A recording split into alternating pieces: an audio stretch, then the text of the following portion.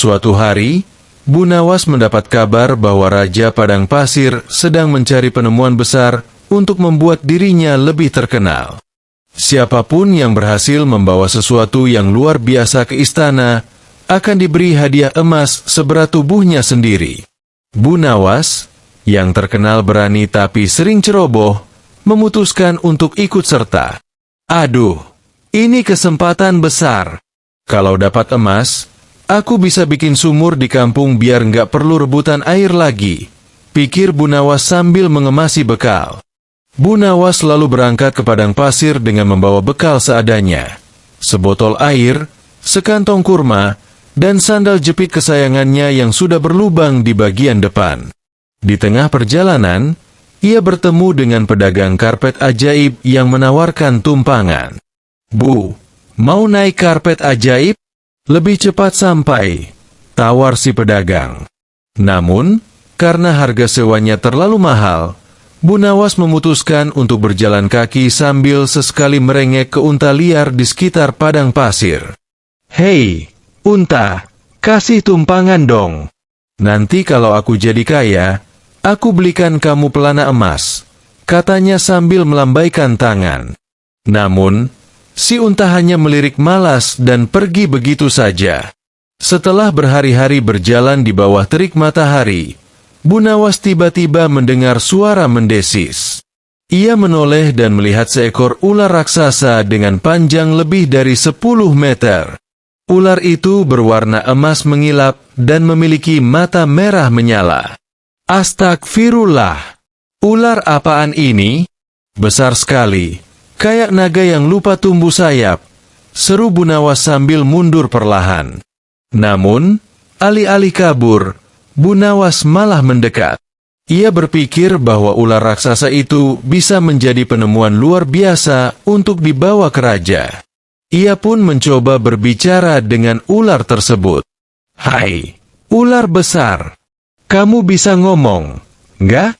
Kalau iya, aku ajak kamu ke istana. Raja pasti suka.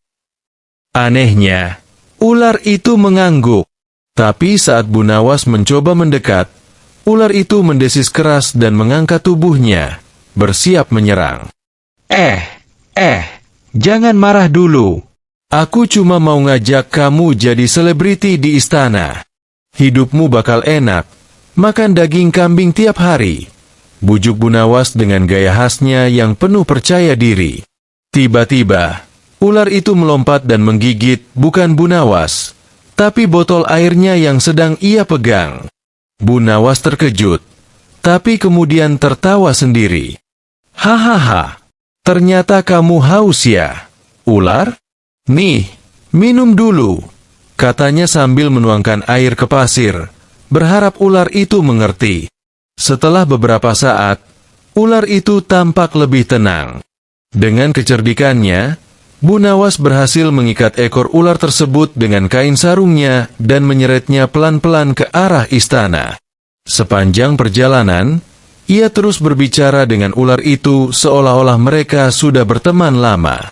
Nanti kalau raja lihat kamu, dia pasti langsung kasih aku hadiah. Kamu juga bakal jadi ular terkenal. Jangan galak-galak, ya. Sesampainya di istana, raja terkejut melihat Bu Nawas datang dengan ular sebesar itu. Ia bahkan hampir pingsan saat ular itu mengeluarkan desisan keras yang menggema di seluruh aula istana. Ampun, Bu Nawas. Ular apa ini? Kenapa kamu bawa ke sini? Teriak raja sambil berlindung di balik singgasananya. Ini penemuan besar, Baginda. Ular ini ramah kok. Asal jangan dikasih makan sembarangan. Tadi dia cuma minta air, jawab Bu Nawas dengan santai. Namun, tiba-tiba ular itu melompat ke arah raja dan menggigit jubah emasnya. Raja panik bukan main, tapi Bu Nawas malah tertawa sambil berteriak. Tenang, Baginda. Ular ini cuma pengen nyicip emasnya, bukan bagindanya. Setelah kejadian itu, raja akhirnya setuju untuk memberikan hadiah emas kepada Bu Nawas, tapi dengan satu syarat, ular tersebut harus segera dibawa pergi dari istana. Bu Nawas, yang sudah puas dengan emas yang ia dapat, memutuskan untuk melepas ular itu kembali ke padang pasir. Sejak hari itu, Bu Nawas menjadi legenda di kampungnya.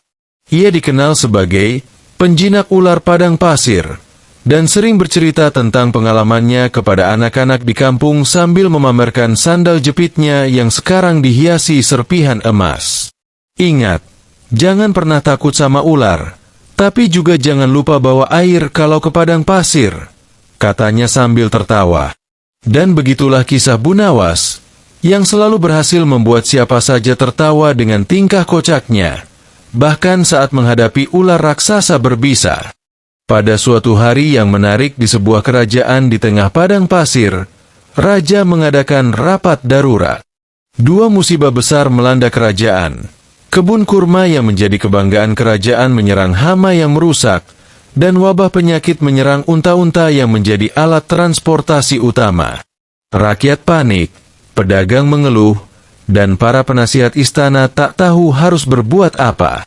Di tengah kekacauan itu, raja teringat pada Abu Nawas, seorang lelaki cerdik, jenaka, dan penuh kebijaksanaan yang selalu memiliki cara tak terduga untuk menyelesaikan masalah. Maka, raja memanggil Abu Nawas ke istana. Tantangan sang raja. Setibanya di istana, raja menyampaikan kekhawatirannya. Abu Nawas, kata raja, kau pasti sudah mendengar bencana ini. Jika kebun kurma hancur dan belum mati, kerajaan kita akan runtuh. Apa yang harus kita lakukan? Abu Nawas tersenyum sambil mengelus janggutnya. Yang mulia, masalah ini rumit, tapi izinkan saya mencari solusinya. Namun, saya membutuhkan waktu 7 hari dan izin untuk bertindak sesuka hati. Raja mengangguk. Lakukan apapun yang Anda anggap perlu, asal masalah ini selesai. Hari pertama, menyamar sebagai petani. Abu Nawas memulai penyelidikannya dengan menyamar sebagai petani biasa dan mengunjungi kebun kurma. Dia berbincang dengan para pekerja kebun dan menemukan bahwa hama yang menyerang adalah sejenis alat kecil yang muncul tiba-tiba. Para pekerja mengaku melihat burung pemakan serangga menghilang dari daerah itu. Abu Nawas segera menduga bahwa ada ke ekosistem. Tapi kenapa burung-burung itu pergi? Gumamnya. Dia memutuskan untuk mencari penjelasan keesokan harinya. Hari kedua, misteri burung yang hilang. Abu Nawas pergi ke pasar dan mendengar cerita dari para pedagang. Ternyata, seorang pedagang asing baru-baru ini membeli burung-burung pemakan serangga dalam jumlah besar untuk dijual ke kerajaan tetangga. Tanpa burung-burung itu, ulat-ulat berkembang biak dengan cepat. Abu Nawas pun pedagang-pedagang itu. Dengan kelicikannya, ia berpura-pura menjadi pembeli kaya yang ingin membeli semua burung. Setelah memastikan pedagang itu akan kembali membawa burung-burung ke kerajaan, Abu Nawas memberikan pesan kepada para pekerja kebun untuk bersiap menyambut kembalinya para penyelamat kebun. Hari ketiga, wabah unta. Setelah menemukan solusi untuk masalah kebun kurma, Abu Nawas beralih ke wabah unta. Dia menyamar sebagai tabib keliling dan memeriksa unta-unta yang sakit. Dia menemukan bahwa penyakit itu disebabkan oleh udara yang tercemar dari oasis utama. Abu Nawas bertanya kepada para penjaga oasis dan mendapati bahwa udara telah dibuang oleh sisa makanan yang dibuang sembarangan oleh para musafir. Ia pun memikirkan cara untuk membersihkan oasis dan mencegah polusi lebih lanjut. Hari keempat, rencana Abu Nawas. Abu Nawas menghadap raja dan bertanya, "Yang mulia, saya telah menemukan akar masalah kita. Hama di kebun kurma disebabkan oleh hilangnya burung pemakan serangga, dan wabah unta berasal dari oasis yang tercemar. Izinkan saya melakukan solusi saya." Raja, yang kagum dengan kecerdasan Abu Nawas, memberi izin penuh. Hari kelima, Kembalinya burung-burung. Abu Nawas mengatur agar pedagang burung membawa kembali burung-burung ke kebun kurma. Untuk menarik burung-burung itu tetap tinggal, Abu Nawas menyuruh para pekerja menanam pohon-pohon kecil di sekitar kebun dan menyediakan tempat bertengger. Dalam beberapa hari, burung-burung kembali memakan ulat-ulat yang merusak kebun. Hari ke-6, membersihkan oasis.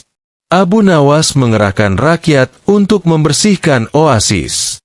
Dia juga memasang papan peringatan dan mengatur penjaga untuk memastikan tidak ada lagi yang mencemari udara. Untuk unta-unta yang sudah sakit, Abu Nawas mencampurkan ramuan herbal khusus yang dia buat dari tanaman obat di gurun. Dalam waktu singkat, unta-unta mulai pulih. Hari ke-7, pesta di istana. Raja sangat terkesan dengan hasil kerja Abu Nawas. Kebun kurma kembali subur, belum sehat, dan masyarakat merasa lega. Raja mengadakan pesta besar untuk merayakan keberhasilan ini dan memuji Abu Nawas di depan seluruh kerajaan. Abu Nawas, kata raja, kau bukan hanya orang yang cerdik, tapi juga bijaksana. Kau tidak hanya menyelesaikan masalah, tapi juga mengajarkan kami pentingnya menjaga keseimbangan alam. Abu Nawas tersenyum. Yang mulia, keputusan itu seperti oasis di tengah gurun. Jika kita menjaganya, ia akan memberi kita kehidupan. Sejak saat itu, kerajaan menjadi lebih bijaksana dalam menjaga alam dan sumber daya mereka. Nama Abu Nawas pun semakin harum, bukan hanya karena kecerdasannya, tapi juga karena kebijaksanaannya yang mendalam.